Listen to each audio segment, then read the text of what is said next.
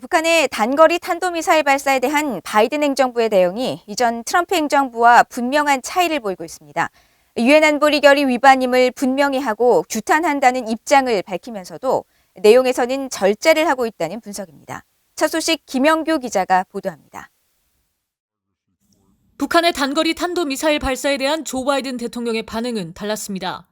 바이든 대통령은 지난 25일 취임 후 첫 기자회견에서 당일 일어난 북한의 미사일 발사는 유엔 안보리 결의 1718호 위반임을 분명히 밝혔습니다. Let me say that number one, UN Resolution 1718 was violated by those particular missiles that were tested. 지난 2019년 8월 도널드 트럼프 당시 대통령은 북한의 거듭된 단거리 미사일 발사에 대해 신경 쓰지 않는다는 입장을 보였습니다. 북한이 발사한 미사일이 단거리이며 아주 일반적인 미사일일 뿐이라는 것이었습니다. Sure, because these are short-range missiles. We never discuss that. We discuss nuclear. What we talk about is nuclear. Those are short-range missiles, sure. And a lot of other countries test that kind of missile also. 같은 해 5월 존 볼튼 백악관 국가안보보좌관이 당시 북한에 잇따른 단거리 발사체 발사에 대해 유엔 안보리 결의 위반이라고 말하자 트럼프 대통령은 나는 다르게 본다며 곧바로 볼튼 보좌관의 평가를 일축했습니다. 국제사회와의 대응도 차이가 납니다.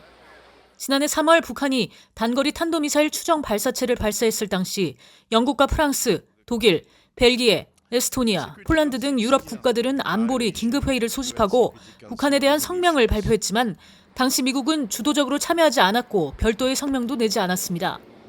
반면 바이든 행정부는 북한의 미사일 발사 하루 뒤인 25일 국무부가 북한의 탄도미사일 발사 규탄 입장을 공개했고 26일엔 유엔 안보리 대북제재위원회를 소집했습니다.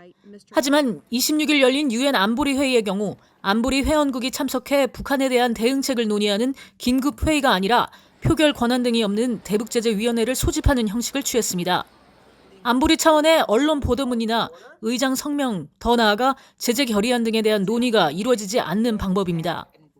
동맹과의 대응 방식도 차이가 납니다. 국무부 대변인실은 북한의 미사일 발사와 관련해 25일 VOA에 보낸 이메일에서 미국은 우리의 협력국, 유엔 안보리 이사국과 함께 북한의 책임을 묻기 위한 중요한 조치에 관해 협력할 것이라고 밝히면서 북한의 도발에 공동으로 대응할 것임을 시사했습니다. 또 백악관은 이번 주 미국과 한국, 일본의 국가안보실장이 참석하는 화상회의 개최를 예고하면서 대북정책 협의를 강조했습니다. VOA 뉴스 김현규입니다.